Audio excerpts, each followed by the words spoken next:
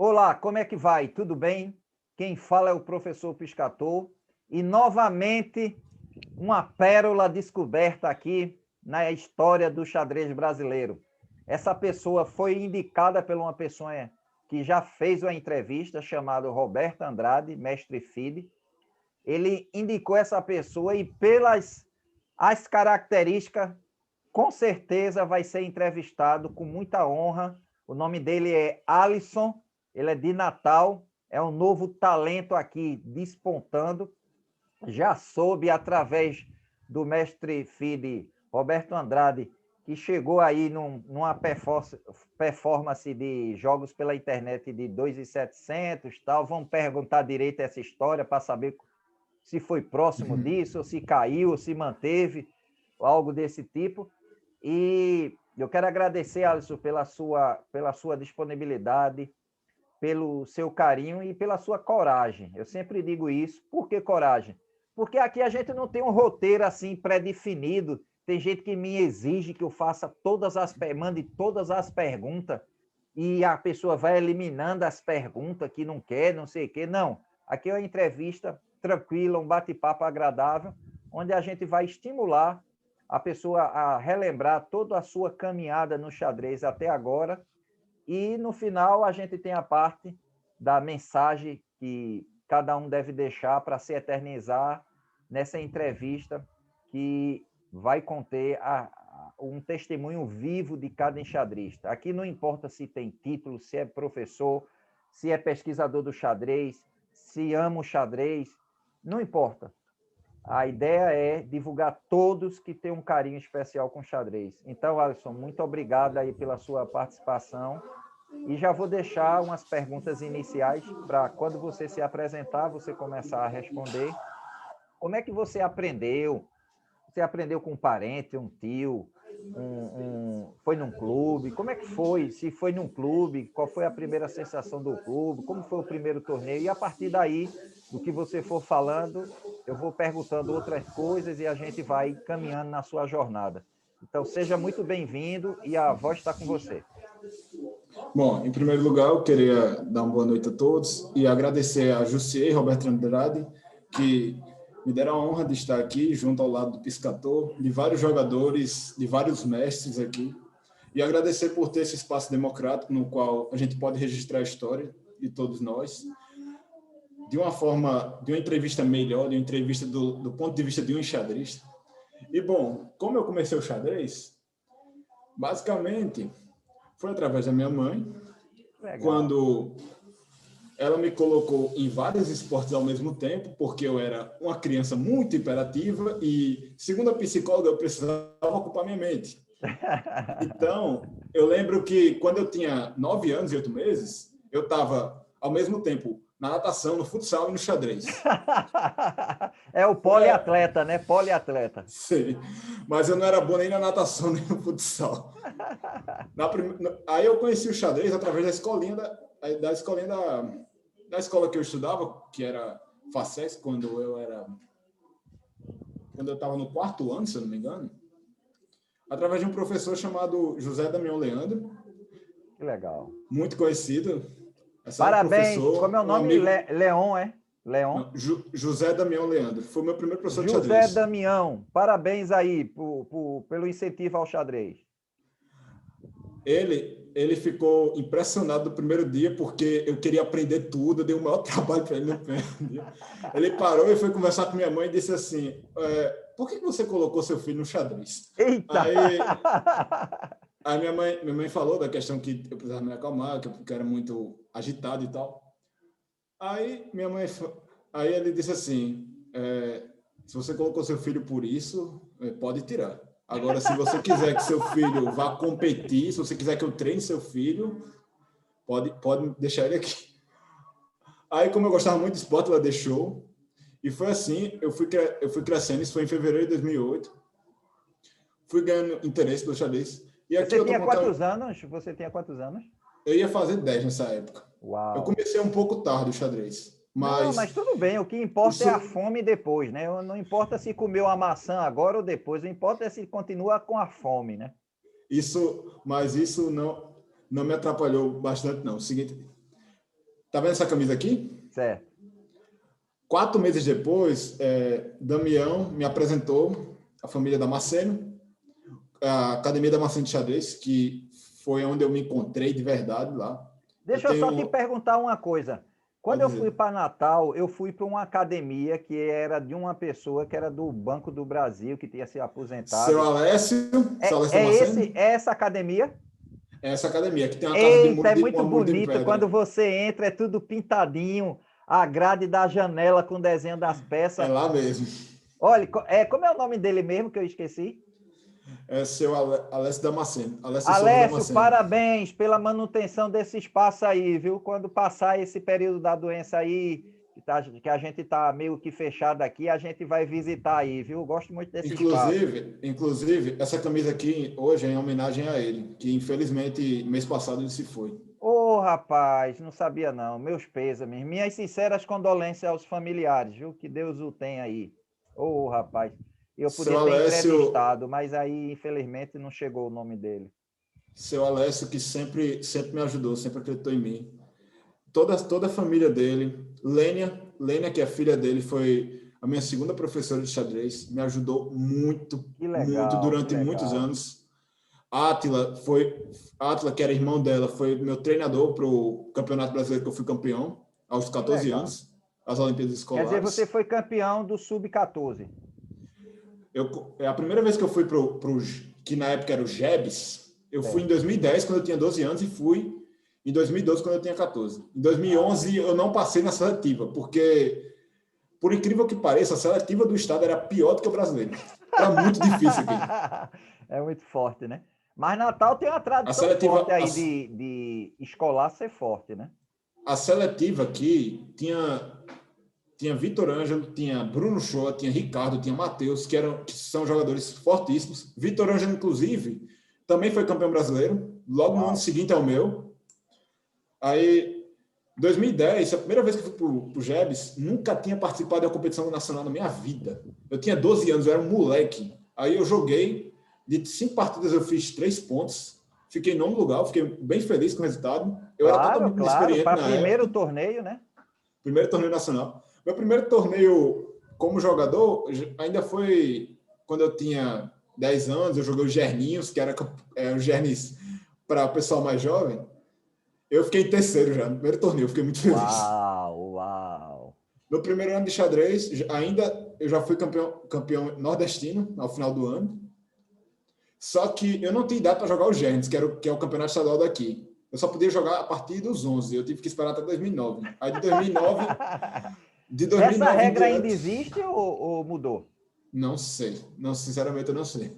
Só sei que eu comecei aos 11 anos e joguei dos 11 aos 17, porque quando eu fui jogar em 2016, a idade tinha baixado para 17, eu não poderia mais. Já ia completar 18. Eu sei que de 2009 a 2015 eu fui campeão todos os anos. Que legal, do GEBS. O GEBS é o estadual. Aí o GEBS, pode dizer. Alisson, o que é que você percebe, assim, de quando você estava aprendendo a jogar e quando você começa a frequentar a academia de xadrez Damasceno? Porque, veja só, na minha experiência, isso é um fato isolado, é um testemunho comigo mesmo. Os clubes tinham essa função de, quando você entrava no clube e ali ficava um mês, um ano, o tempo que fosse, você com certeza já era um jogador mais forte perante a muita gente. Então, quando chega uma criança no clube, mesmo que demore para jogar com a turma adulta, mas frequenta aquele espaço, está ouvindo análise, opiniões e tudo, aquilo vai enriquecendo e você literalmente, é aquela história que os idosos falam, como é? Peru no meio de águia se transforma em águia, né? Então, será que essa frase continua sólida, do tipo, quando você entra no clube, é aí que você começa a ascender no xadrez? Você concorda com isso? Acha que sem o clube você se desenvolveria assim como você desenvolveu? Qual a sua opinião?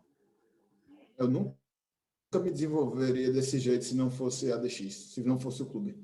porque, assim, a primeira coisa que eu percebi, ainda bem jovem, era a seriedade daquele ambiente.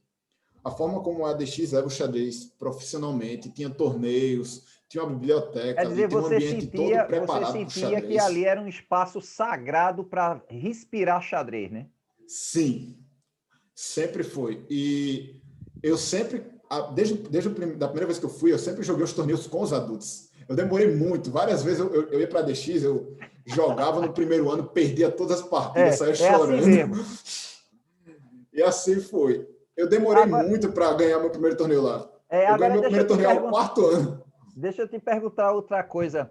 Como foi assim o primeiro dia que você entrou? Porque eu, quando eu entrei na primeira vez no clube, eu andava assim encantado de saber que ali era um local só de xadrez e literalmente ninguém falava mais de nada, era xadrez, ninguém falava mais nada, era xadrez, análise, torneio temático, blitz, análise de partida. Como é que foi para você? Fala um pouco assim, como foi o seu encantamento quando entrou, porque ali é muito bonito a academia aí da Macena.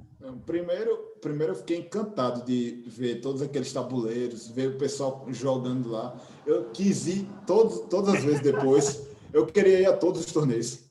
Era perto da sua casa? Não tanto. Olha, Mas assim, era coisa de pegar um ônibus, chegava, mas demorava um pouco.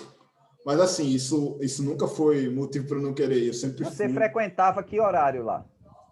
A DX ela funcionava 2h30 aos domingos. Só que às vezes tinha torneio na terça, na quinta, e chegou um tempo que eu estava tão encantado que eu queria ir todos os dias, todos os dias. Antes eu ia só nos domingos, sabe? E aí me diga uma coisa, como foi conciliar nesse período jovem o estudo e o xadrez? Porque tem hora que você fica tão encantado que pode dar um deslize nos estudos, como é que é? O que acontece, Piscator? Eu sempre fui um aluno muito, assim, estudioso, a bem dizer. Ah, isso. Então, eu tinha notas até não tão boas no começo, mas, tipo, eu tirava 7, 8, 9, mas, digamos assim, eu não era aluno quase nota 10. Isso aconteceu depois de xadrez. Quando eu Entendi. comecei a jogar Mas xadrez, eu você comecei tem, a você estudar tinha, mais e ficar melhor. desculpa te interromper. Aí você fala de novo, para depois eu perguntar. Fale de novo que eu atrapalhei sua fala. Não, eu estou dizendo que as minhas notas até melhoraram depois do xadrez. Eu consegui, de certa forma, conciliar bem. Entendi. Eu não E me diga deixava de uma, estudar, não. e me diga uma coisa, então você realmente percebe que na sua experiência a prática do xadrez lhe deu mais noção de como render melhor nos estudos, é isso? Sim, e até porque o xadrez ele treina a questão da disciplina, ele treina a questão do autocontrole, do emocional, tudo isso ajudou bastante. E outra coisa que eu sempre fui fã, que eu não falei, mas eu sempre gostei muito de matemática.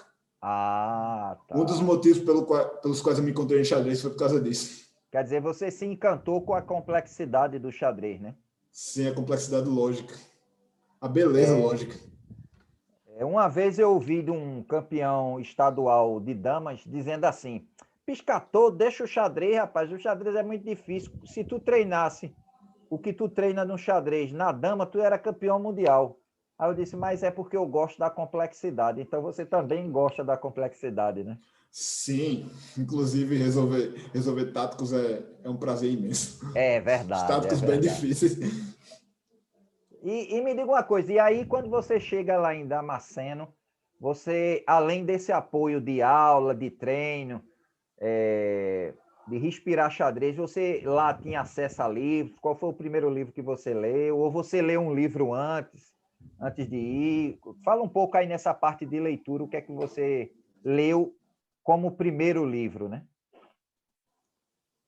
Ou leu Bom, ou praticou, né? o primeiro livro que eu li são dois, na verdade, porque um era mais básico e o outro eu comecei ao xadrez profissional mesmo. É. O primeiro livro que eu li foi o ensino de xadrez na escola, para aprender os movimentos, os checkmates e tal. Só que o primeiro livro de xadrez, propriamente dito, que eu li foi Xadrez Vitorioso e Estratégia de Seravan. Ah, Foi o de primeiro livro que eu li. Serawan. Eu li aquele livro do começo ao fim. Você leu a coleção completa? Não, infelizmente não. Qual foi que você leu? Eu li primeiro Estratégias, depois eu li o livro de Finais, depois eu li o livro de Táticas. E Uau! de táticas eu me apaixonei, sério mesmo. Não, E ele é bem didático, né? Tem uma linguagem bem clara, sem muito, assim, resbuscar. Então, realmente é um livro encantador. O que eu gosto muito desse livro é porque todos os livros de Seravan tem uma linguagem simples, tem uma análise de posição que você reproduz rapidamente, você consegue perceber as ideias. Porque, por exemplo, eu conversando com uns amigos meus, uma crítica que eu faço a alguns livros de grandes mestres é que as linhas que não dizem muita coisa e você fica lá, essa aqui é análise densa, eu vou passar 5 horas reproduzindo essa partida aqui. E, às vezes, o conceito que ele quer mostrar é um conceito bem simples. Por exemplo, um dos livros que eu estava lendo, o livro de Dvoretzky, que tem essa de ter muitas análises extensas. Às vezes eu vejo a linha principal, vejo qual é o tema estratégico que ele quer mostrar e continuo, às vezes. Tento reproduzir de uma forma mais simples essas outras linhas. Só que agora eu descobri um jeito de fazer isso de forma mais sistemática. Por exemplo, você pode estudar no próprio computador. Porque aí você pode salvar a posição, você não precisa ter que ficar remontando o tabuleiro toda a vida para ficar olhando não, a posição. Isso que você fala é bem indicado. Na minha época, quando não tinha computador, a gente tinha que comprar 3, 4 tabuleiros e deixava aquelas posições ali para não ter que voltar, porque senão era monta e desmonta, que é o que cansava, né, do estudo. E é isso que me cansava muito, porque tipo, eu sempre preferi analisar livro no tabuleiro mesmo. Eu não gosto de ficar fazendo análise pelo computador, não. É chato. Eu sempre gostei de ter o tabuleiro físico fazendo isso. Só que... na verdade, isso que você fala, não sei se você sabe, na neurociência quer dizer o seguinte: quanto mais você treinar próximo à realidade, melhor. Então, como a gente vê no computador em 2 dimensões, e o xadrez é tridimensional quando a gente vai jogar na presencial, então tem uma defasagemzinha. Inclusive, você pode até fazer, eu já fiz esse estudo comigo. Você pega todas as suas táticas que você resolveu, pode fazer um teste. Se não fez isso, você pega todas as suas táticas que você fez no presencial, faz um levantamento estatístico de quantas errou e quantas acertou, e depois faz online. Você vai perceber que você acerta muito mais na tridimensional se você tiver uma simpatia de jogar mais com o presencial. Se você for de uma geração que só joga no computador, eu já fiz isso, um teste comigo, sou mais do presencial, e já fiz um teste com um ex-aluno meu que só joga hoje pela internet, e realmente a estatística tende àquilo que você gosta mais, né? Exato. Eu já joguei tanto online quanto presencial. Atualmente jogo mais online porque é o que a gente tem Para nesse analisar momento. é melhor, eu concordo com você, para analisar é melhor mesmo. Mas assim, sendo bem honesto, eu jogo melhor presencial, sempre joguei melhor presencial. Tem erros táticos que no presencial jamais cometeria, que no torneio online eu cometo às vezes. Como você fala, o fato de estar mais próximo da realidade, isso é verdade, isso é total verdade. A gente até está mais sincronizado com o jogo quando a gente está jogando um tabuleiro de verdade do que quando a gente está num tabuleiro online. Esse foi o primeiro livro do Estratégia Vitoriosa. Aí depois, diga assim em ordem os 3 primeiros, pelo menos, que você lembre. Estratégia Vitoriosa. Aí depois eu li o de finais, o de Seravan, Xadrez Vitorioso Finais, que eu tenho uma técnica de finais boas graças a esse livro. Que legal, que legal. O de táticas. Táticas eu devo a esse livro, eu devo ao Chess Tempo e devo ao livro de Dvoretzky. São os 3 principais motivos das combinações. Que legal. Porque esse livro... Você hoje se classificaria como um jogador, mais posicional do que quando era criança, porque criança geralmente é ataque, ou você diz, não, eu consigo mesclar, ou eu sou mais de ataque. Como é que você se classificaria em estilo? Eu sou um jogador um pouco mais agressivo. Eu sou um jogador, digamos, estratégico agressivo. Entendi. Porque, assim, como eu conheço muito táticas, é a parte de xadrez que eu tenho mais habilidade, eu jogava muito tático antes. Só que eu percebi que existia uma defasagem muito grande entre minha tática e minha estratégia. Então, eu tô correndo para reequilibrar isso. Isso está tornando o meu jogo um pouco mais, digamos... mais Versátil, né? profissional, com mais Versátil. ideias. Então, acaba que hoje eu me defino como jogador estratégico ofensivo. Tipo Entendi. isso.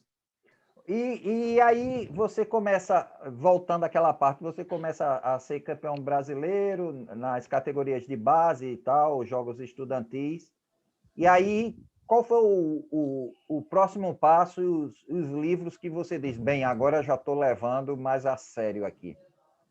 Então, quando eu fui campeão brasileiro pelo GEBS em 2012, o outro torneio que eu joguei em seguida foi o que vem depois do brasileiro, sul-americano. Jogar o campeonato sul-americano, Aonde foi? lógico que estudantil, por incrível que pareça, o sul-americano foi em Natal, no centro de convenções. Eita, aí é que economizou dinheiro mesmo. Não saí da minha casa, mas tive direito a ficar hospedagem no Champals. Que Sonho de legal. consumo, eu fiquei lá os 8 dias. Tinha um hotel com piscina, com a praia, com a praia lá. Bom Ei! demais. Aí eu joguei. Eu lembro que esse torneio foi um dos torneios que mais me ensinou, assim, sabe? Porque eu não tive um desempenho muito bom. Diferente do brasileiro, que eu tive um desempenho excepcional, quando chegou no Sul-Americano, eu joguei, tipo assim, abaixo do que eu sinto que eu poderia jogar. Você diria Comece... que foi abaixo do que você poderia jogar, porque o pessoal estava mais preparado ou porque você estava realmente precisava conhecer algo que você não conhecia? Como é que você diz isso aí? Eu acho que eu uso um pouco dos dois. Eu precisava conhecer algo que eu não conhecia. Eu precisava ter o preparo emocional para uma competição desse porte. Ah, entendi. A primeira partida que eu joguei foi contra um jogador, não lembro o nome, que era do Peru. Hoje em dia, eu acho que ele já é MI, ou grande mestre. Na época, ele era MF só, já tinha 2.310 com 12 anos. Ah, Era um monstro danado. esse menino. Só que, Piscator, eu não estou de sacanagem. A primeira partida eu joguei com ele. Mas o adversário difícil, viu? Meu amigo, eu cheguei no lance 29, eu consegui uma vantagem, só que no apuro de tempo dele, ele no final, por causa de um erro meu, ele conseguiu virar a posição, dar checkmate com 16 segundos no relógio. Meu amigo, Uau. pois eu fiquei revoltado nessa partida. E Pois fui você, como revoltado. já tinha o hábito de jogar bem rápido, né? E tática e tudo, ficou inconformado com isso, né? Não, eu fiquei conformado porque é o seguinte, quando ele estava com pouquíssimo tempo no relógio, ainda estava com uns 30 minutos. Meu tempo só foi caindo Ah, e o dele você tinha não muito parava. tempo, né? Não, não, pera. Isso não foi tão perto dos 16 segundos. Meu tempo foi caindo, caindo. Meu tempo chegou a menos de 10 minutos e o tempo do cara não caía. Não caía. Ele jogava feito uma bala. Ele jogava feito uma bala, sério mesmo. Ele viu a sequência de mate depois que eu cometi o erro ali no final, impressionantemente. A sequência, acho que de uns 6 lances, ele viu assim, ó. Uau. Era mestre mesmo, era um prodígio. E, tipo assim, eu fiquei triste porque eu desperdicei essa posição. Inclusive, eu tive até uma conversa com minha professora, que minha professora, ela disse que no torneio não parecia eu jogando, porque eu acho que depois da primeira partida eu fiquei muito desmotivado no torneio, percebendo essa derrota. O xadrez tem isso, é difícil se levantar depois de algo que você está inconformado, né? É Aí o que difícil. acontece? O que acontece? Esse torneio era por equipe, a equipe precisava de mim, e na segunda partida, se eu não me engano, eu empatei. Eu só fiz 2 pontos de 6, não foi um resultado muito bom. Aí, assim, eu empatei 2 partidas, ganhei uma, perdi 3. Aí o que acontece? Eu joguei essa partida, depois joguei outra, empatei. Não estava indo muito bem, mas não foi um empate tão ruim. A terceira eu perdi, joguei com um jogador da Colômbia, perdi de novo.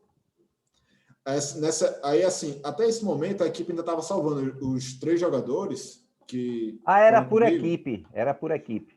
Era assim, era o campeão e vice-campeão do brasileiro e a campeã e vice-campeã do brasileiro. Ah, entendi. A minha equipe foi Marcos Sacada, que foi o vice, foi Ramires Coelho, que na época foi campeã, e foi Tiffany, que foi a vice. Ramires é daqui, de Ramires Pernambuco. é de Pernambuco, é.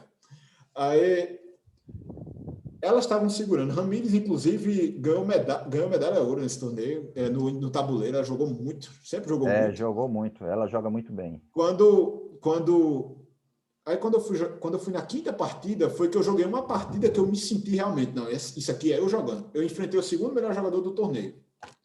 E essa partida eu me orgulho, que foi a partida do torneio que, tipo assim, essa aqui sou eu jogando. Eu joguei com o segundo melhor do torneio, o cara tem acho que quase 2.100 de feed. eu dei mate em 25 lances. Tipo assim, eu dei uma Uau. combinação no meio do jogo que deixou o cara numa situação de mate que o cara não tinha defesa de jeito nenhum. E era assim, era uma combinação de 4 lances, se não me engano, mas calmo jogando ali a posição, eu percebi que começava com a isca, sabe? Eu sacrificava um cavalo, se ele aceitasse, ele levava mate de 3. Se ele não aceitasse...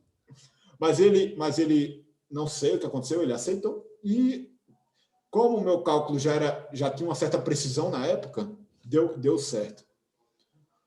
E assim, o que eu percebo ao longo do xadrez, que evolução da precisão do cálculo, evolução das ideias, do amadurecimento, porque eu percebo que tática é muito treino, assim, de posição, de resolver problema, de você jogar.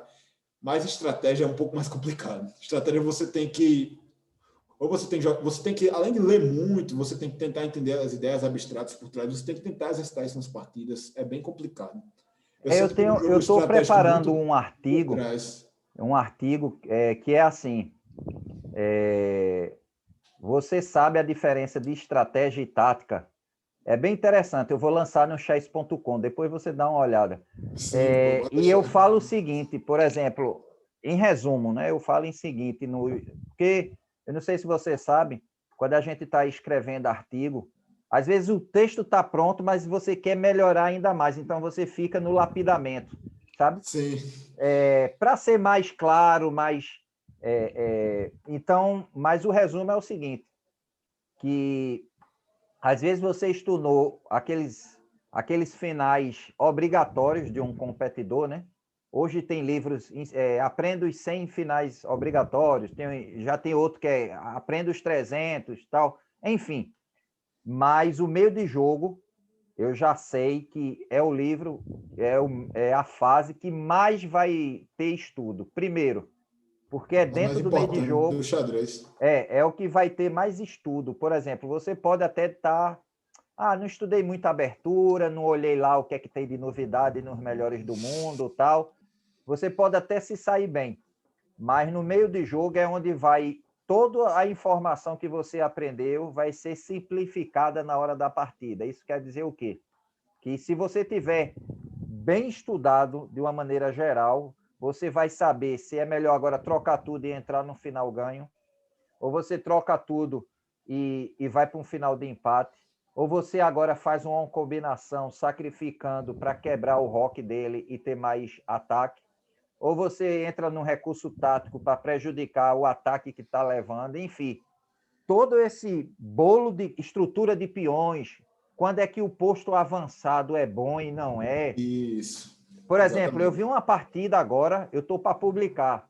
É uma das partidas mais incríveis que eu já vi. O cara ganha com 4 peões dobrados. Agora é jogadores de 2.600, 2.700. É linda essa partida, linda.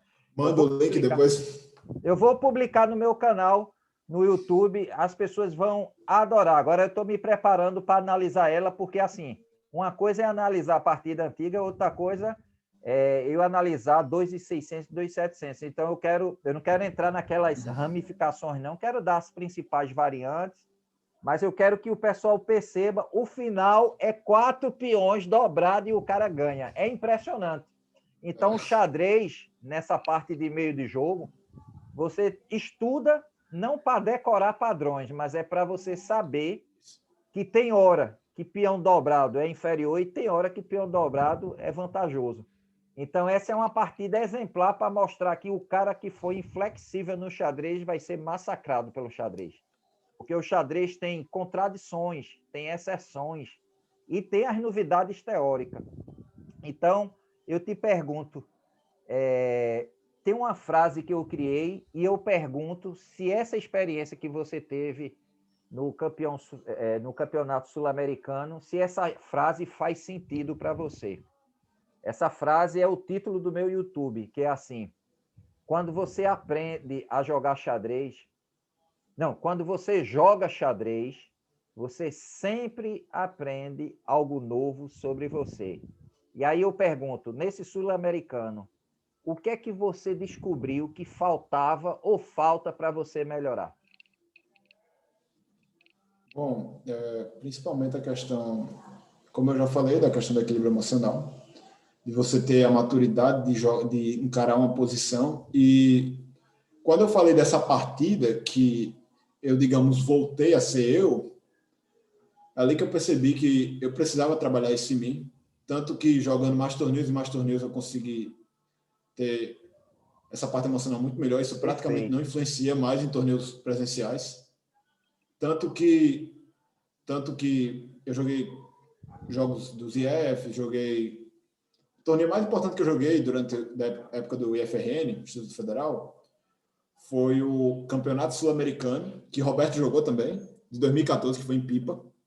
Ah, Esse sim. torneio, Não, esse esse torneio de foi um pipa não presente. foi o sul-americano, não. Foi o zonal classificação para o Mundial, não? Não, eu acho que era Sul-Americana. Não era Sul-Americano, não, era o Continental das Américas. Confundi aqui. Isso, é Era o seletivo para o Continental das Mundial. Américas. É, seletivo para o Mundial. Isso. Aí o que acontece? Quando em 2014, pelo IF, a gente ganhou o campeonato nacional dos IFs, alguns jogadores puderam ir pago pelo IF para jogar esse campeonato. Campeonato Sul-Americano, Campeonato Continental das Américas, que foi lá em Continental. Pipa. Foi a primeira vez que eu tive contato com jogadores com rate feed. Eu joguei um torneio feed na minha vida. Eu lembro que quando eu fui jogar esse torneio, eu já tinha 16 anos, já tinha um xadrez bem bom nessa época. E eu pensei assim, não, mas eu, perto desse torneio, não sou nada, né? Se eu conseguir fazer a metade dos pontos, que no caso eram 11 rodadas, e era um torneio pensado, que não era a categoria que era melhor, eu nunca fui muito assim de pensado, porque você sabe que eu tenho melhor habilidade para Blitz. Eu sempre gostei mais de jogar Blitz. Eu fui jogar esse torneio. A primeira partida, joguei com um conhecido, inclusive falando de Blitz em 2014,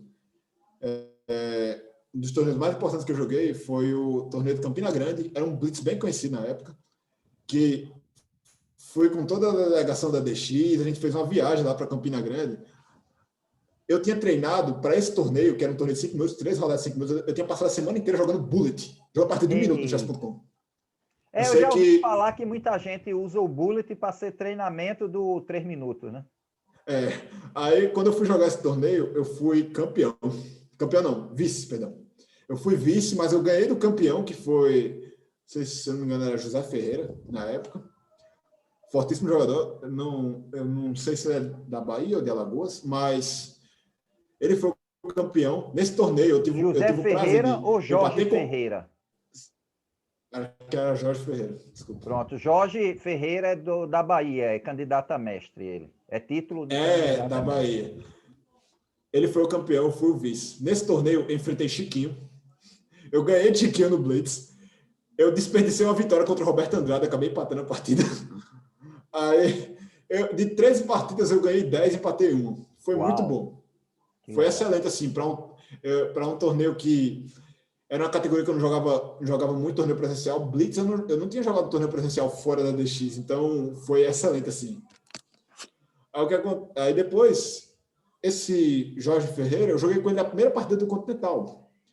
E foi um final de torneio interessante, ele ficou um pouco melhor, mas empatamos. Empatamos e deu nisso. Aí a segunda partida com quem eu enfrento, inclusive essa partida está no meu canal, analisada, eu joguei com Crico. Primeira vez que eu enfrentei o grande mestre na minha vida. Eu joguei com Crico. Deixa eu lhe dizer uma coisa, antes de você narrar aí, já pedindo desculpa a interrupção, porque veio a ideia agora.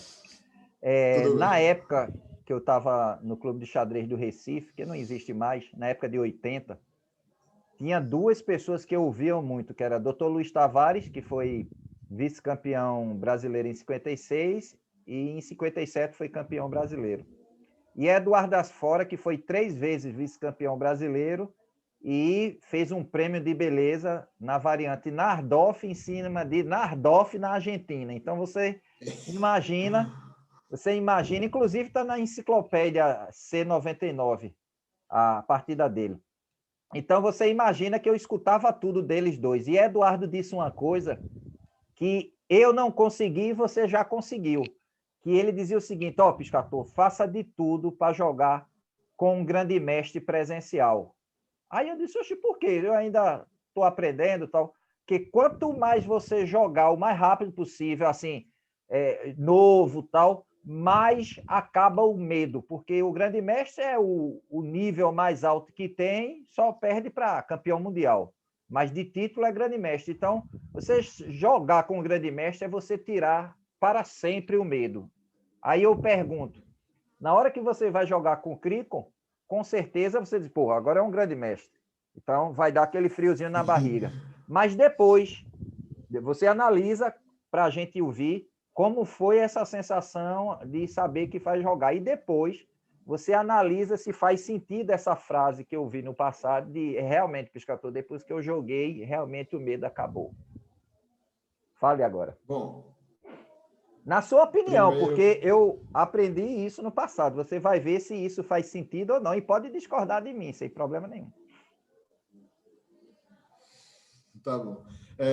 Eu só queria dar uma ressalva aqui que não é só uma partida. Eu acho que você jogar várias com grande mestre para ir perdendo medo. Porque, assim, principalmente você falou da questão do torneio online, né? Cara, quanta partida eu já perdi para grande mestre por ficar emocionado, é triste. Você tá lá rapaz. dominando o jogo, aí chega um momento, você fica com medo, você erra. É impressionante. É sério, é? Porque, por exemplo, E não quando eu foi joguei a diferente. primeira vez com o Mestre Feed, eu acho que foi lá no Mercosul. Agora eu não tenho mais medo de Mestre Feed, não. Só bastou uma partida. Agora, eu acho que com você, você deve ter, pela sua idade também, você deve ter se emocionado muito, porque Grande Mestre é o máximo. Então, cada um que você via era mais um encantamento e isso atrapalhava, né? Quando eu joguei com o Crico, primeiro uma honra de jogar com o Crico, né? Fiquei emocionado, caramba, vou jogar com um grande mestre, nunca tinha feito isso. A gente jogou uma partida, eu joguei de brancas, jogou de pretas, eu lembro Não, até hoje, peraí, jogou calma. uma do Antes rei, disso, deixa eu lhe ele interromper, avançou o ataque. desculpa. Deixa eu interromper, desculpa. Antes Tá bom. disso, conte para o público sentir primeiro a emoção antes, aquele segundo antes que fica ali frente a frente, que o árbitro ainda não mandou acionar o relógio, o que é que a mente passa, e o friozinho na barriga, para a gente sentir o momento. E depois você narra a partida e depois a sensação final da sua conclusão. Vai lá, para ficar legal aqui para a gente vivenciar a sua história.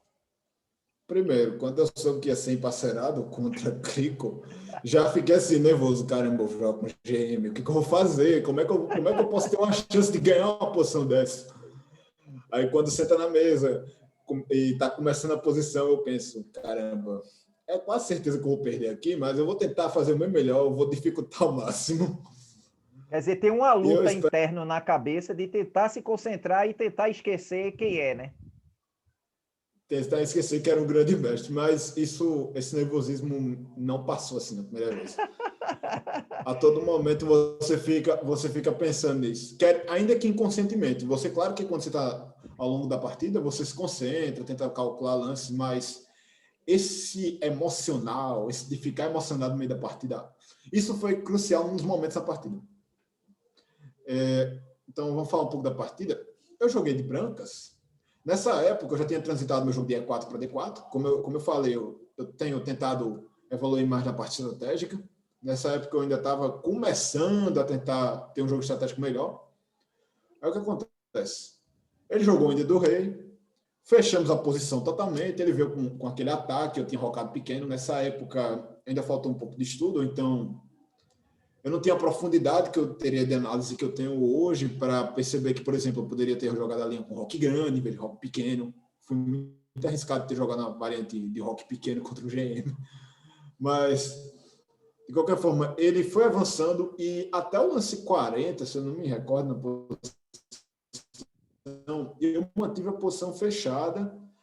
Eu sabia que eu estava quase perdendo a posição, mas assim, eu estava segurando muito a pressão dele. Muito, muito. Só que foi um momento crucial da posição que eu abri pelo lado errado. E assim, que provavelmente eu ia perder na pressão da posição, eu iria perder porque ele ia pressão devagar, mas seria uma derrota que, digamos assim, eu iria ficar dificultando ao máximo. Só que nesse momento que eu abri na posição errada, eu acelerei muito a vitória dele.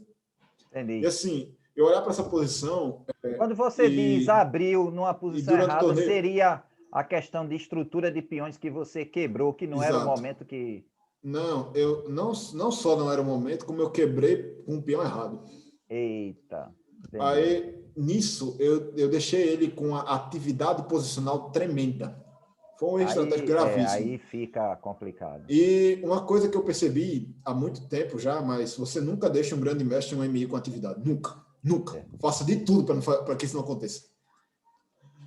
Aí, quando eu joguei essa posição, eu terminei a partida e eu pensei, caramba, eu fiquei feliz e triste ao mesmo tempo. Eu fiquei triste por ter jogado esse lance, que desperdiçou totalmente qualquer chance de tentar um empate, mas eu fiquei feliz porque eu resisti muito. Eu pensei que ia perder muito rápido, mas eu estava com um jogo que ainda consegui manter uma certa estabilidade por um longo tempo.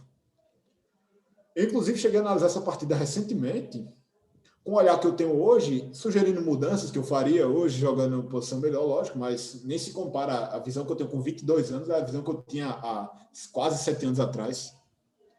Quer dizer, você cada vez mais está se conhecendo mais, né, no xadrez, o que precisa, o que melhora.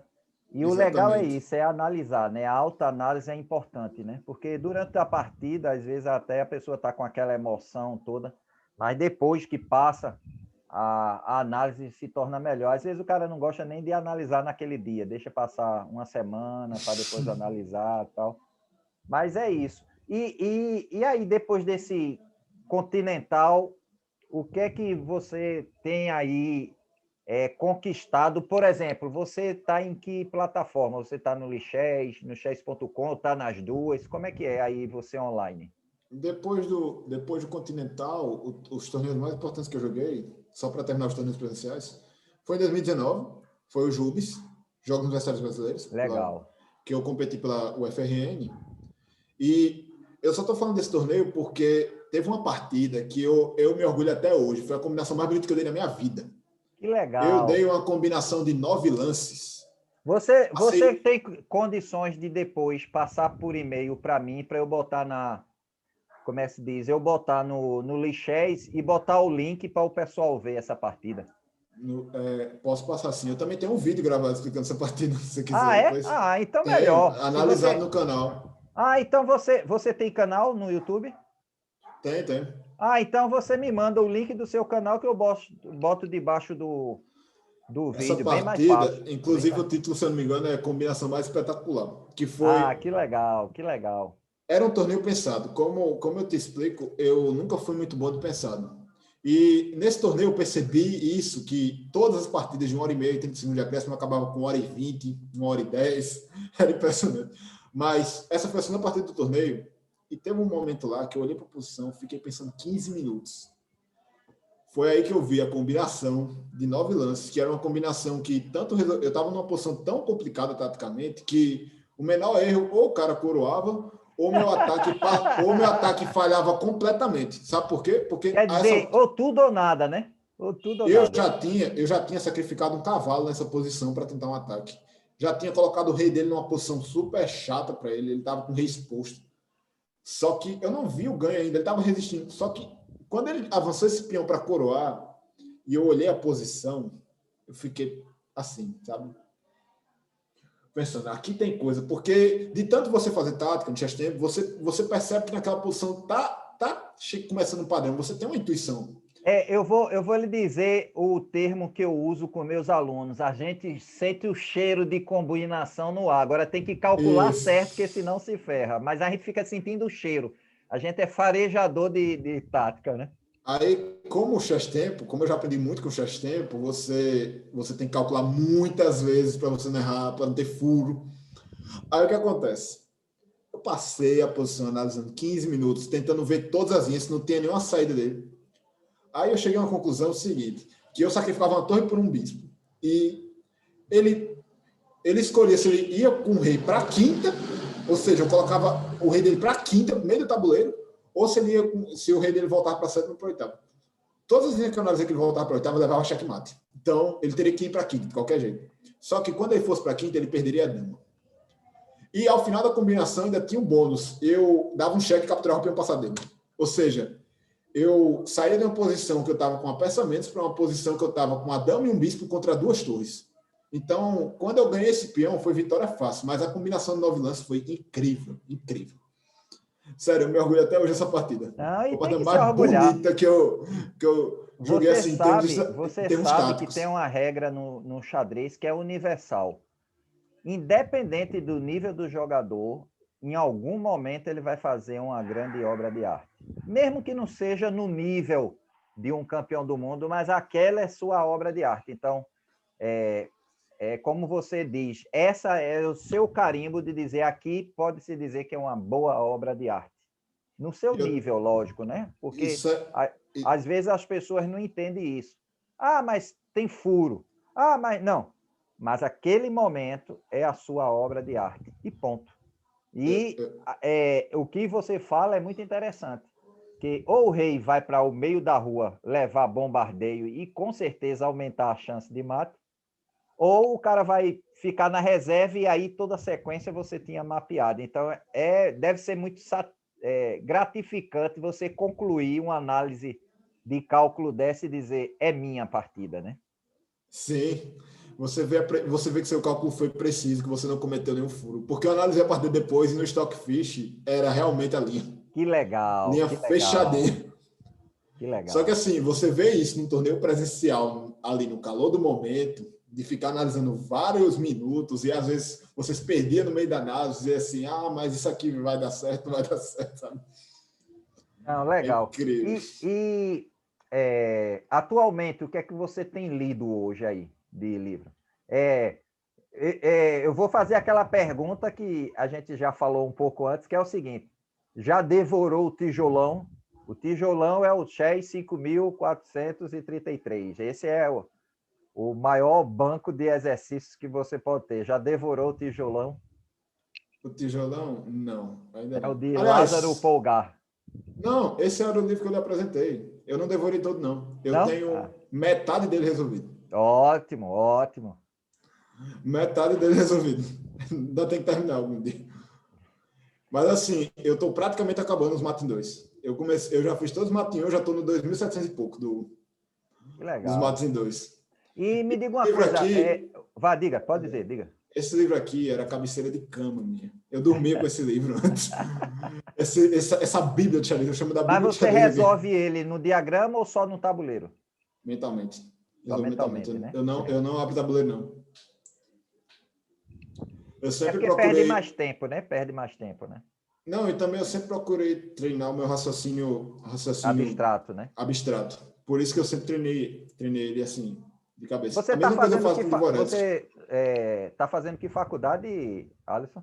Eu estou praticamente concluindo engenharia civil agora. Que legal, que Me formo legal. esse ano, inclusive. Que legal, rapaz, que coisa boa. E quais são as novas metas aí sua para quando voltar aos presenciais? Tem alguma, não? Alguma Eu coisa tenho assim? uma meta bem ambiciosa. Eu, infelizmente, por condições, eu não posso jogar muito torneio FIDE, é complicado, é caro pra caramba. Mas eu queria juntar o dinheiro para ir jogar o Floripa Open. É Eu muito quero bom, muito viu? jogar o Floripa Open algum dia. Eu joguei lá, Ter a é muito bom. oportunidade de jogar com vários grandes mestres, ter um torneio presencial de altíssimo nível. Porque, assim, no Continental, eu dei a sorte de jogar com 9 jogadores feed. Tive a sorte de fazer os 3 blocos no mesmo torneio. Nessa época ainda funcionava a regra dos blocos, sabe? Para você formar um rate feed.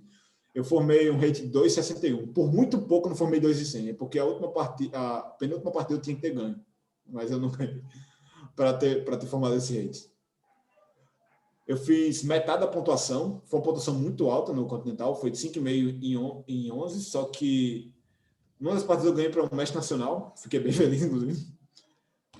E foi isso. Foi um dos melhores colocados do RN no torneio. Eu fui o melhor não titulado, se eu não me engano.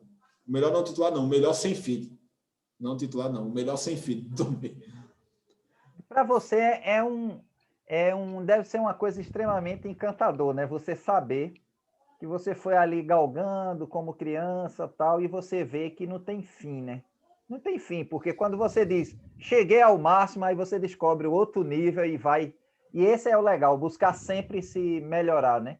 O que é que Exato. você, o que é que você diria para aquelas pessoas que fica naquela faixa, que não se altera, sobe, desce, mas fica naquela faixa? Que orientação você diria pela sua experiência de ter feito as coisas que você disse que fez a diferença? O que é que você diria para as pessoas que estão aí iniciantes?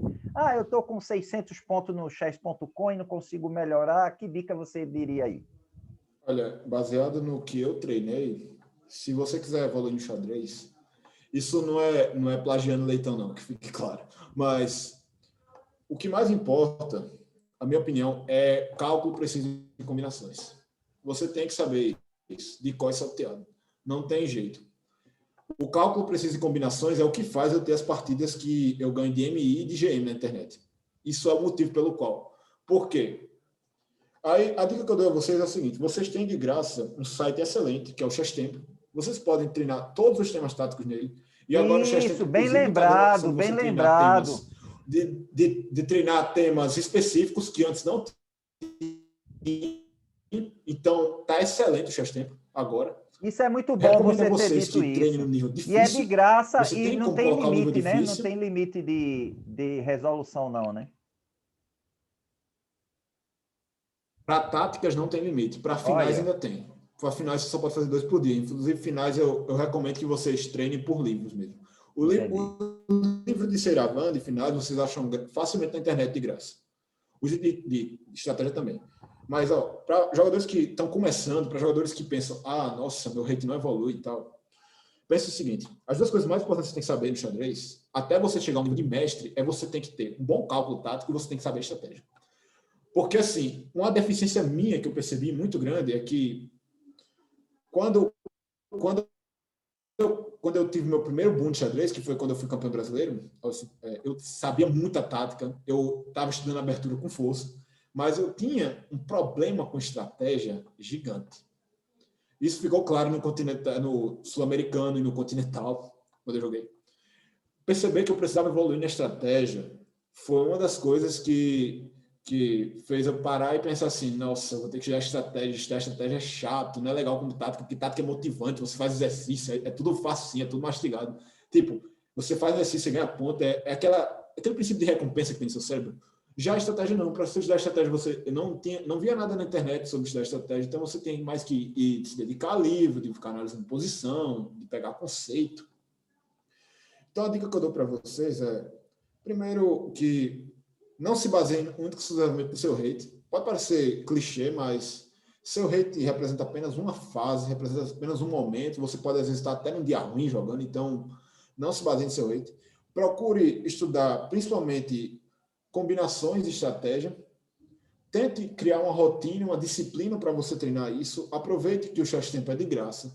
Pegue algum livro, comece por livros básicos, depois você vai para os livros de Dvoretsky, os livros mais profissionais. E se vocês puderem, por exemplo, eu aprendi muita estratégia lendo o livro de Dvoretsky, o livro em inglês, e eu vi algumas aulas de Leitão sobre alguns conceitos. Tive o prazer de ter essas aulas.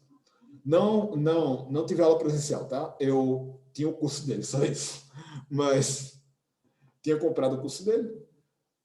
Aí, nesse sentido, eu peguei muitos conceitos de estratégia e foi assim que eu fui evoluindo. Durante muito tempo eu fiquei parado. Quando eu cheguei, fui campeão brasileiro em 2012, que eu tinha 14 anos, até os 15, 16 eu sentia que, tipo assim, eu parecia que eu estava jogando xadrez e não saía do canto, eu estava numa evolução bem devagarzinho, assim. Esse é um momento que você não pode parar. Quando você para num momento desse, você tá caindo. Eu recomendo que, assim, vocês mantenham um pouco de paciência. Eu precisei ter essa paciência, eu nunca tive paciência na minha vida, mas eu precisei ter essa paciência de me manter treinando sempre, de tentar treinar quando eu podia, porque muitas vezes eu parei, tipo assim, às vezes eu treinava todo final de semana, mas de estudar mesmo, eu estava estudando muito pouco xadrez. Tentem estudar, uma hora vocês vão ter resultado. Tipo assim, tentem focar nesse treino, tentem jogar várias vezes, tentem colocar em prática. Não basta você só resolver 1000 combinações e você nunca for jogar as partidas, nunca for jogar torneios. Aproveite os torneios online, porque eles ajudam. Agora, é o seguinte, para vocês que são mais iniciantes, tentem focar mais em posições de 8 minutos, 10 minutos, 15 minutos. Procurem estabelecer um raciocínio mais complexo. Para manter uma certa qualidade, né? Já que é iniciante. Isso. Né? se desafiem a posições que vocês não estão acostumados. Tentem jogar, às vezes, posições novas. Tentem criar desafios, sabe? Não fiquem só naquela zona de conforto de jogar só o que eu já sei, ou então ficar só no jogo de trocas. Vocês têm que procurar posições que vocês, até que vocês aprendam a ter segurança no jogo. Porque o que eu percebo é que quando você é iniciante, você tem muitas vezes, num momento da posição, você não sabe o que fazer. Você fica olhando para a posição e não sabe se você pensa muito naquela posição, ou se você pensa pouco. Você não sabe avaliar se é uma posição crítica ou se é uma posição que você joga um lance qualquer e passa, normal. Isso de você descobrir esse feeling posicional, esse sentimento da posição, você tem que jogar bastante, não tem outra não. Você tem que ter bastante experiência.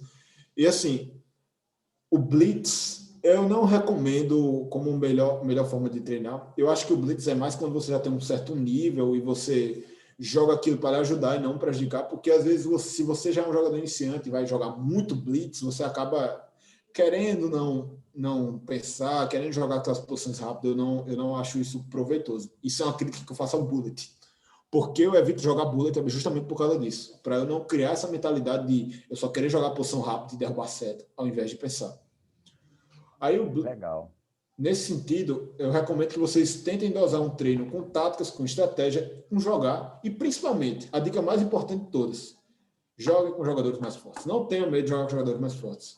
Você só evolui em xadrez se você for, por exemplo, em torneio presencial, se você for jogar num clube como a da DX, que você só tem jogador forte praticamente, que você tente treinar com algum amigo seu mais forte, tente jogar algum match, algumas coisas. E sempre que alguma pessoa for analisar a sua partida, preste muita atenção. E a outra dica de ouro é, toda partida que você jogar, por mais simples que seja, tente analisar, tente ver seus erros, porque ver seus erros é a base para que você se torne um jogador melhor. E o xadrez, ele é construído aos poucos. Você não vai perceber uma evolução de rate muito rápida, não. Não é tipo assim, eu vou começar a treinar hoje, amanhã eu já vou estar com 1.000 de rate, depois eu vou estar com 1.500. Não, não é assim que funciona. O xadrez, é um esforço contínuo e constante, que até que você percebe que assim, em 1 ano, 2 anos, você vai ter uma evolução. E eu não falo isso para desmotivar vocês, não. É falando a verdade. O xadrez é algo que você constrói lentamente, mas é algo que, se você tem uma certa disciplina, você consegue. E fora que o simples fato de gostar do esporte já é um motivador muito grande para você. Se você já é um competidor, você naturalmente já vai querer fazer isso. Então, quando vocês perceberem que seu rate não está evoluindo, se mantenham firmes. Porque, assim, eu jogo online faz uns 4, 5 anos e tem momentos que você percebe seu rate lá, tá fazendo isso, seu rate tá em declínio total. Você às vezes perde 100 pontos, você fica assim, caramba, eu não tô jogando nada, eu tô cego, eu não tô vendo mais nada aqui. Mas depois de um tempo, você treinando, você percebe que você evolui para um rate muito melhor depois, algo assim. Então, sério, aproveitem essa fase para tirar o que vocês provavelmente estão errando, quais são. Se eu não estou treinando da forma correta, se eu estou cometendo algumas falhas na posição, procurem ver isso, sabe? Procurem se atentar para os seus erros, procurem melhorar seus pontos fortes e treinem bastante combinação e estratégia, porque até 2.300, o que resolve basicamente é cálculo. Não tem muito segredo, não. Você vai salvar muitas partidas se você souber muita tática. Mas onde está? Por que é importante saber estratégia também? Por que eu falo de tática e estratégia? Porque não adianta você só saber ganhar a peça e você não saber conduzir uma posição depois. Não adianta você não saber consolidar uma sua vantagem, porque um dos erros que eu percebo, principalmente iniciante, é você ignorar que o seu adversário existe. Você às vezes pensa, calcula um lance, e você às vezes não pensa que o adversário vai jogar o melhor lance. Toda linha que você for analisar, você tem que analisar como o seu adversário vai jogar o melhor lance. Lembra que o seu adversário existe. Tente ver as ideias do seu adversário. Se questione por que o adversário jogou aquele lance. Nenhum adversário vai jogar um lance, às vezes, à toa. Às vezes joga porque deu uma cegueira, algo assim, mas normalmente os lances não são à toa. Então, essas dicas que eu posso dar como jogador é essa.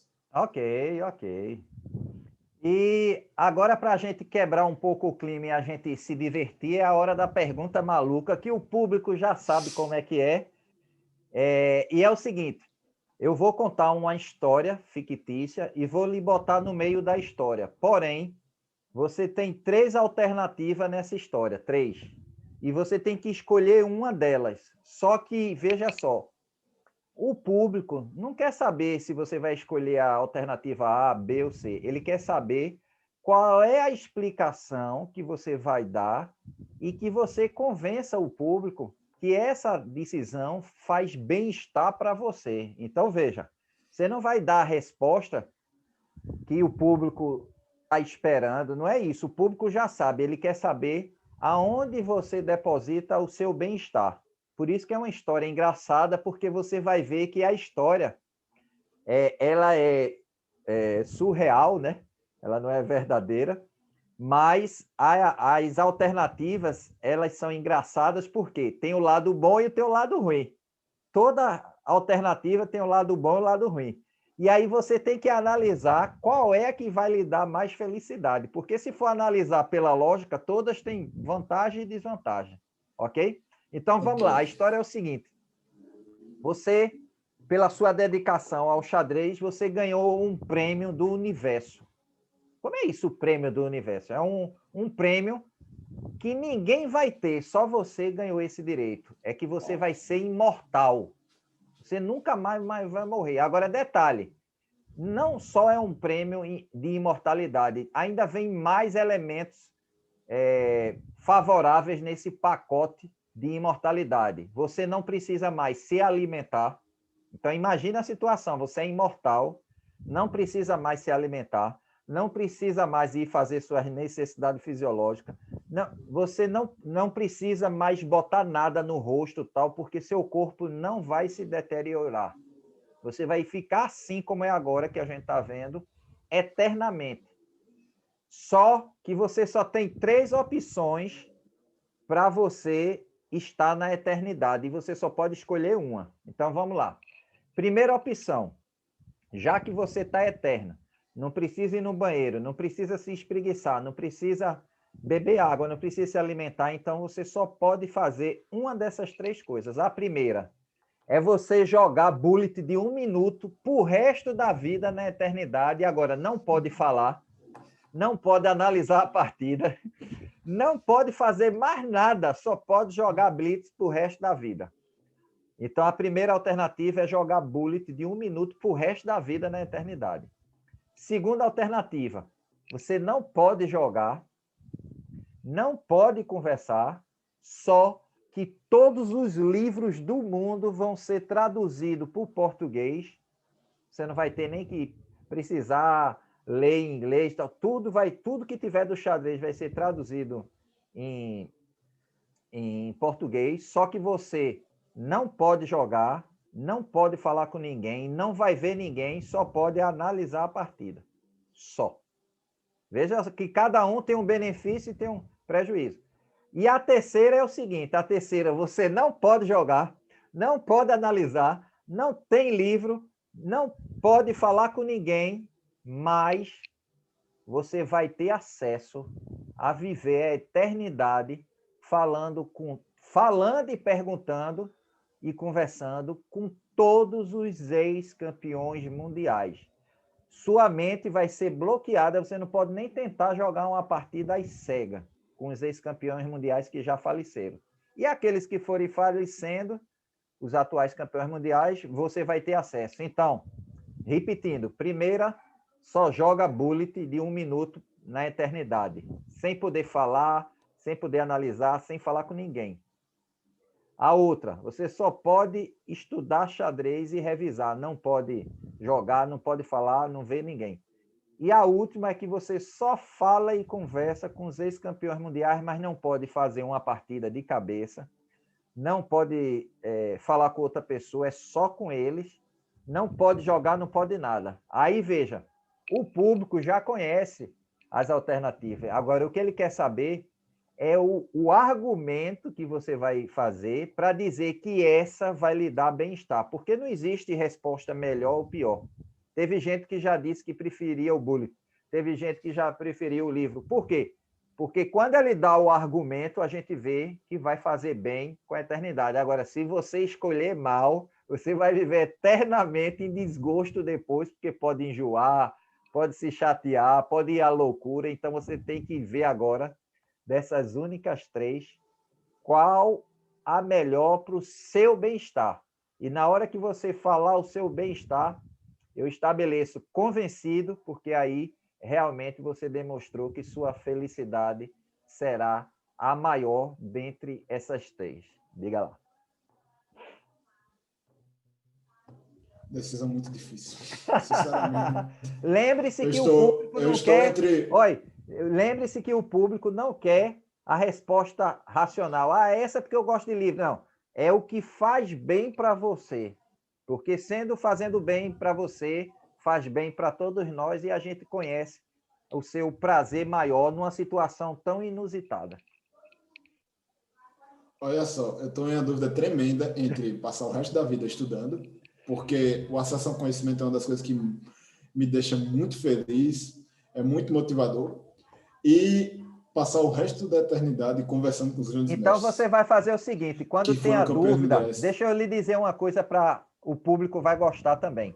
Quando surge a dúvida, você vai ter que pensar em voz alta para a gente lhe entender e falando os prós e os contras, faça sua análise verbal para a gente entender, para quando você decidir, a gente acompanhou o processo do seu bem-estar na decisão.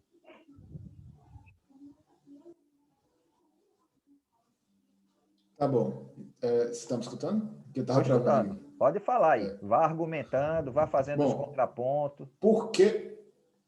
começando, por que o Bullet? Por que eu não escolheria ficar jogando Blitz e Bullet o resto da vida? Porque eu sei que uma hora certamente eu enjoaria. Uma hora certamente eu enjoaria, ficaria cansado. Então, não. Uma hora eu iria querer parar, querer analisar, uma hora eu iria querer parar, ver um livro, ver alguma coisa, querer descobrir alguma Não, coisa. e tem um Então, detalhe, viu? Tem um não. detalhe. Não Não poder é jogar só, não é é só muito. o momento de querer parar. Ainda vai ter o seguinte, quando tiver com tédio, depressão, aí vai viver eternamente com depressão. Ainda tem isso, né? Pois é. O ler livro, eu não vou poder jogar nunca mais, mas vai ter um lado muito bom, porque é o seguinte, eu vou poder ficar reproduzindo na mente aquelas partidas. Eu vou Isso, é poder verdade, ficar, é ainda verdade. que eu não vou poder jogar fisicamente, eu vou poder ficar jogando mentalmente, eu vou poder ficar descobrindo coisas novas, ficar criando reflexões. Vai ser muito interessante. Quer dizer, você Aí pode você pergunta, mergulhar por na que eu tenho a dúvida? profundeza do xadrez, né? Isso. Agora sua pergunta é, por que sua dúvida é entre isso e começar com os grandes mestres? Por Isso, quê? isso.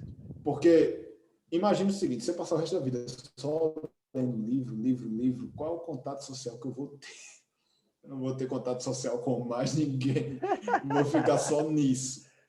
Então, se eu puder conhecer alguns grandes mestres que foram campeões mundiais, que eu gostaria muito de conhecer, acho que é o sonho de qualquer xadrista, poder conversar, ainda que não seja sobre xadrez, seja sobre qualquer outra coisa, poderia ser algo muito incrível. E assim, Agora você faz a decisão e argumenta porque essa é mais forte para você.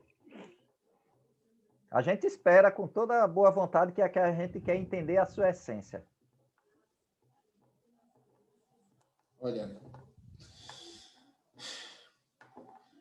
bom, eu vou decidir pelos livros mesmo. Eu vou decidir pelos livros porque o quanto eu gosto de xadrez não tem preço. E poder. Eu sei que eu ficaria muito feliz de eu poder ficar conhecendo cada vez mais e ficar revisando isso uma hora. Mesmo que às vezes eu me sentisse só, sabe? Eu poderia pensar nas pessoas como pensar nos jogadores nos livros. De uma certa forma, eu poderia materializar eles ali, criar na minha própria imaginação. Então, já que eu não ia poder ter contato com pessoas próximas, com familiares, com amigos, eu só ia poder ter contato com eles, eu prefiro ficar com os livros mesmo. Então Porque você sente eu que acredito que a seria mais experiência... feliz nessa situação tão limitante que os livros iam lhe fazer mais, né? Então Sim. tá, então Porque tá, ainda assim eu convencido, estaria com todo o convenceu a conhecimento, gente, ainda estaria convenceu. bem feliz. Convenceu a gente, convenceu. Então é isso, pessoal. Como vocês sabem, essa pergunta é uma forma da gente conhecer ele na maneira mais forte, né? Porque tem muitos limitantes que a gente coloca mas o importante é o seu bem-estar, Alisson. O seu bem-estar estando bem, todos nós concordamos que essa é a sua melhor alternativa, porque vem da coisa mais profunda, né? E agora a gente vai chegando à parte final, que seria o seguinte: é o momento emocional do xadrez. Então, tente imaginar aí 2 momentos, não pode ser aqueles que você já falou, mas 2 momentos assim muito especiais do xadrez que você ainda não falou. Você pode dizer, ó, foi eu ter conhecido fulano, ou alguém importante deu um elogio para mim, ou foi alguém que me deu um presente de xadrez que eu nunca tive, alguma coisa assim. 2 momentos muito especiais. Só que não adianta só dizer, foi fulano que me deu o livro. Não, é você contar a história de antes e depois desse momento especial, que você diz assim, ó, podem achar uma besteira, mas eu não esquecerei nunca, né? Então, pode ser uma participação no evento, pode ser algo assim, ou um contato com um técnico, ou alguma coisa que um grande mestre falou, ou uma posição que você, fora essa que você já falou, que você jogou e que foi interessante, enfim. Tente imaginar 2 momentos especiais, só que faça um pouco o resgate da situação para poder a gente entender por que você escolheu isso. É uma forma de você nos colocar na emoção que você teve. Eu não posso falar mais do brasileiro, né? O que já falou que a gente viajou. Ok. Então, eu queria falar sobre uma das pessoas que me ajudou. Eu falei da DX, me ajudou bastante. Bom, minha mãe, eu nem preciso dizer o quanto ela me ajudou, sempre me apoiou em tudo. Que legal. Mas o que eu queria falar é sobre os torneios online. Não começou por acaso.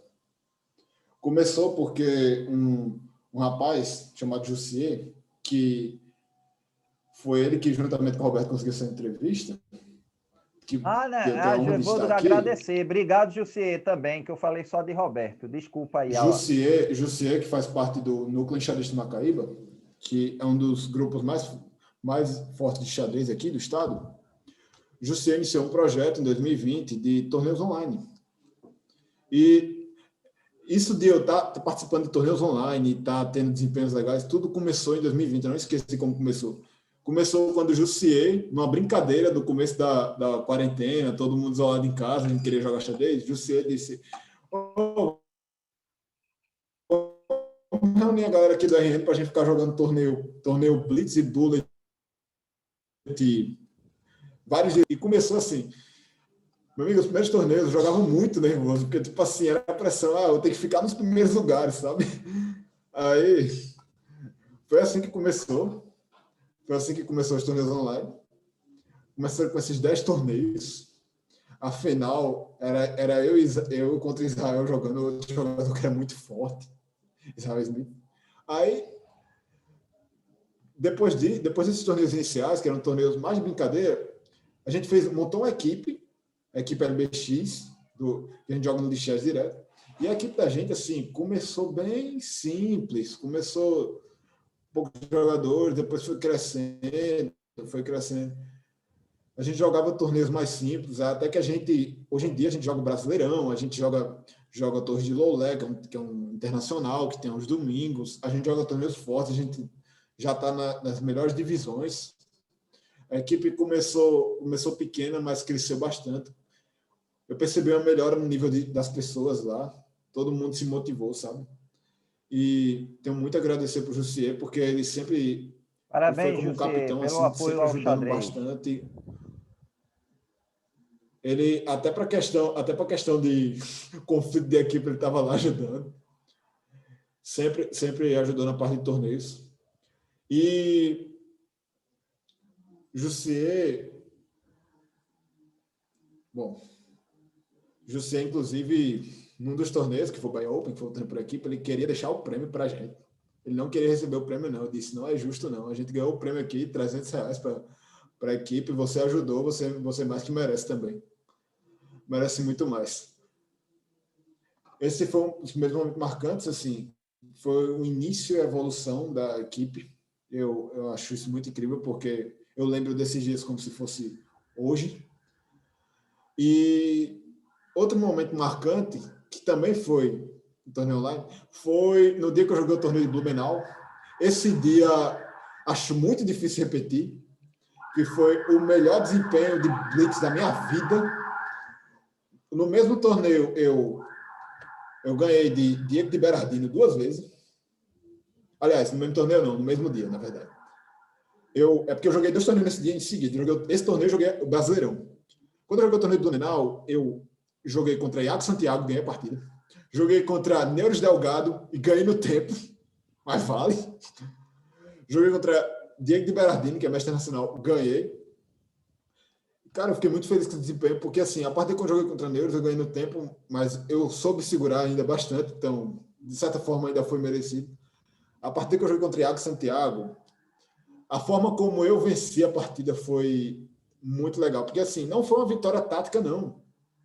Foi de, num momento no meu jogo, eu perceber que eu tinha que mudar de plano, tentar buscar atividade de um jeito ou outro. E eu comecei com um plano bem simples para tentar ganhar a partida.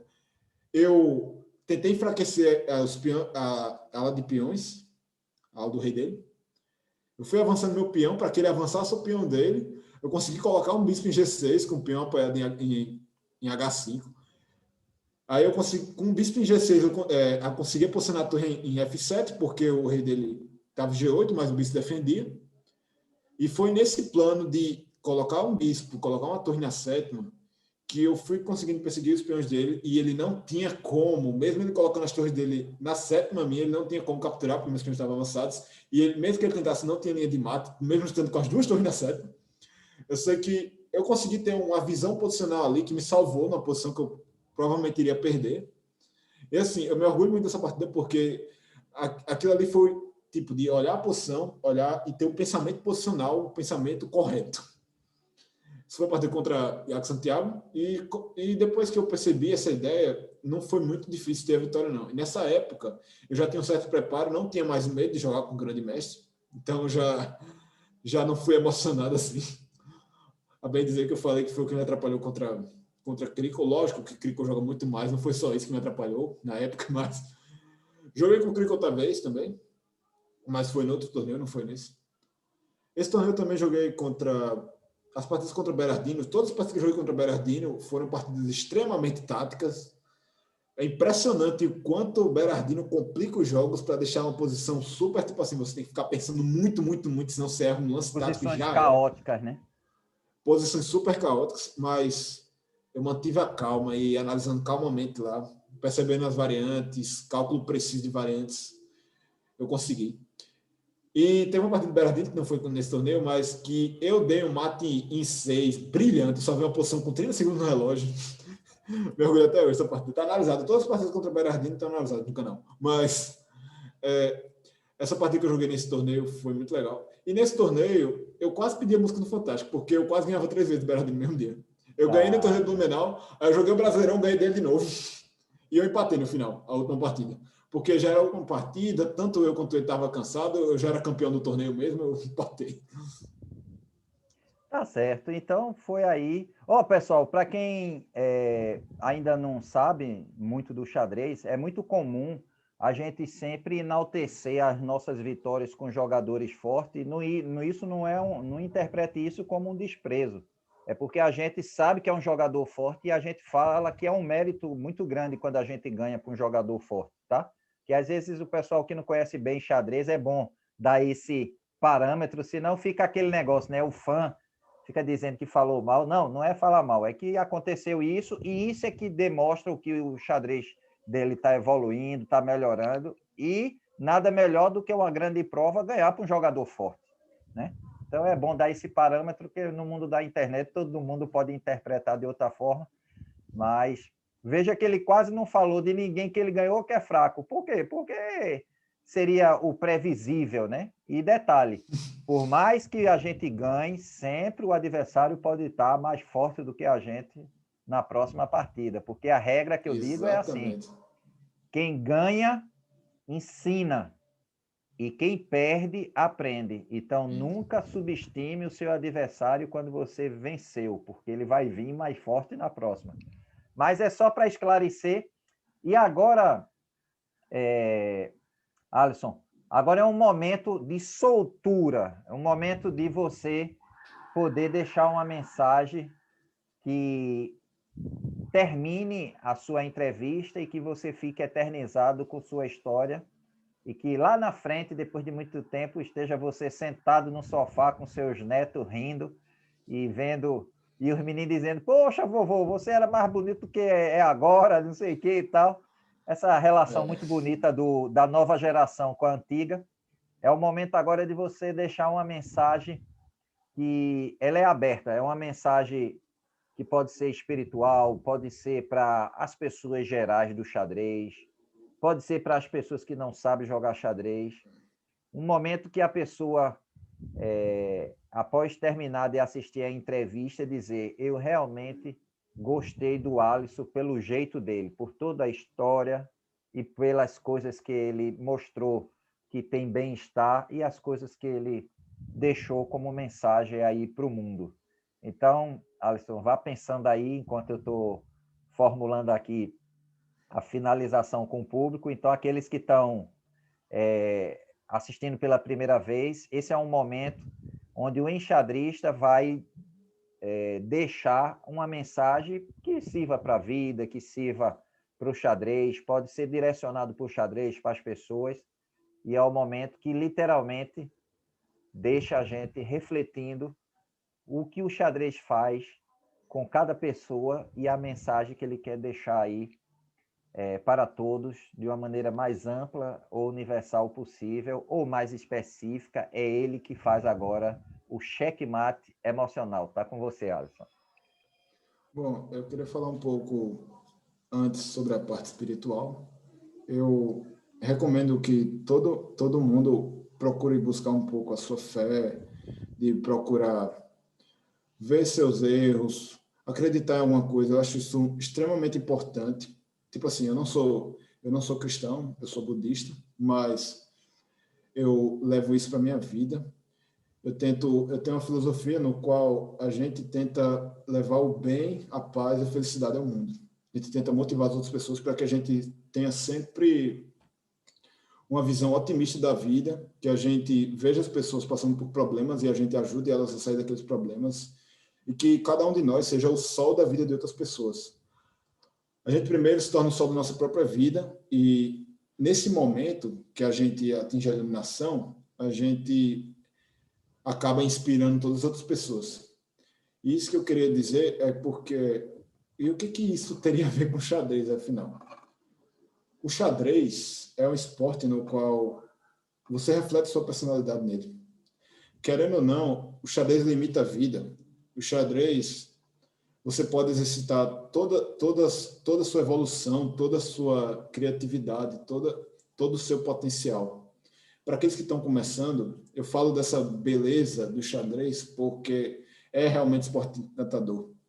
Para quem joga, mesmo para você que joga só por brincadeira, por hobby, aproveite esse esporte aqui para evoluir. Evolua sua disciplina, evolua sua capacidade de se relacionar com outras pessoas, evolua sua atenção, sua paciência, porque você vai precisar disso para a vida, em tudo.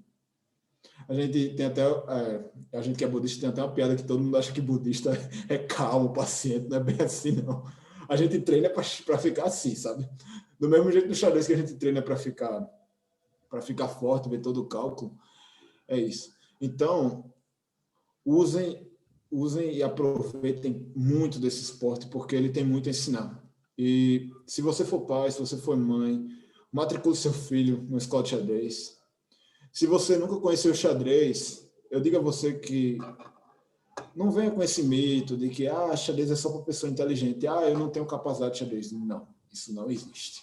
Qualquer pessoa, eu garanto, qualquer pessoa pode aprender xadrez. Qualquer pessoa pode tentar descobrir coisas novas, tentar melhorar seu cálculo. Aí você tenta o xadrez. Se você não gostar, aí tudo bem, essa é da sua escolha, mas nunca acho que você não é capaz de xadrez, porque o xadrez ele é uma entidade, ele está aí para todo mundo. ele é muito maior do que todos nós. Ele transcende a própria humanidade, na minha opinião, mas enfim.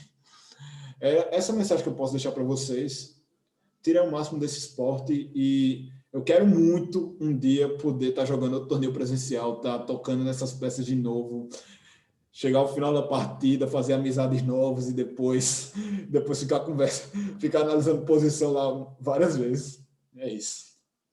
Pois está certo. Parabéns aí pela mensagem, Alisson. Parabéns pela pessoa que é. Só para você ter uma ideia, pessoal, quando uma pessoa que participou da entrevista indica o nome, isso é muito importante. Às vezes eu estou sempre buscando pessoas, contato, para fazer contato, mas quando alguém indica uma pessoa, alguém que já participou, com certeza essa pessoa é muito querida. Então, Alisson, você merece estar aqui, foi muito bom a sua entrevista. Muito obrigado pela abertura do coração, né, de se mostrar, de mostrar seu pensamento como era antes, como é que é agora.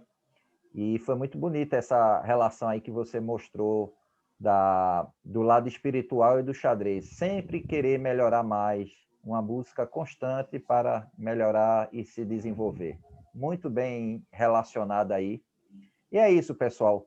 Eu quero que vocês entendam que xadrez é esporte, xadrez é entretenimento, xadrez é competição, é tensão, é reflexão, mas nós nos tratamos super bem, porque no xadrez o que importa é o amor que a gente tem com essa ferramenta, que, na minha opinião, é o maior decantador da essência humana. Você vai sendo lapidado naturalmente pelo xadrez, através de 3 verbos: estudar, jogar e analisar.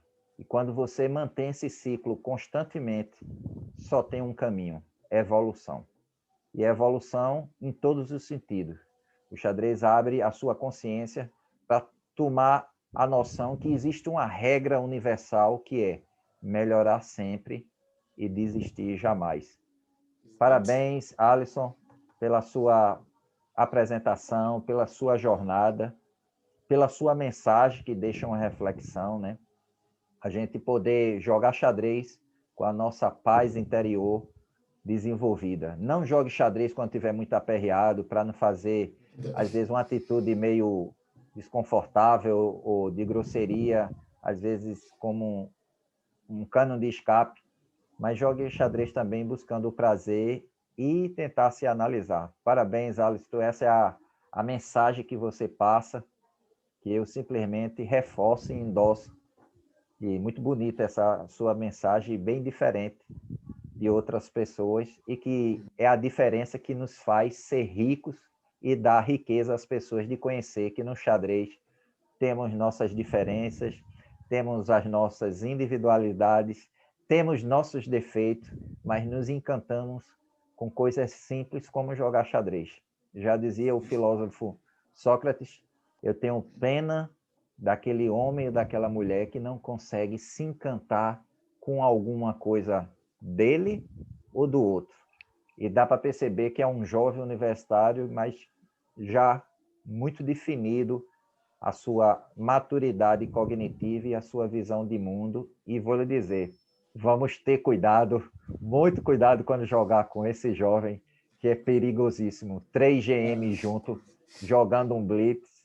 Tenham cuidado com ele aí nos torneios online. E parabéns, Alisson, pela sua evolução. E a gente vai ficar aí torcendo aí, você continue motivado e tudo. E quem sabe um dia a gente está comemorando aqui, fazendo um vídeo mostrando suas fotos e o seu título aí almejado de mestre, mestre nacional, mestre FIDE, enfim, a sua trajetória continuar. Pessoal, vou me despedindo por aqui. Muito obrigado aí pela audiência. Muito obrigado pelo apoio, os elogios. E esse é nosso canal, onde a verdadeira história do xadrez brasileiro é contada por cada um. E você apenas tenta montar seu quebra-cabeça.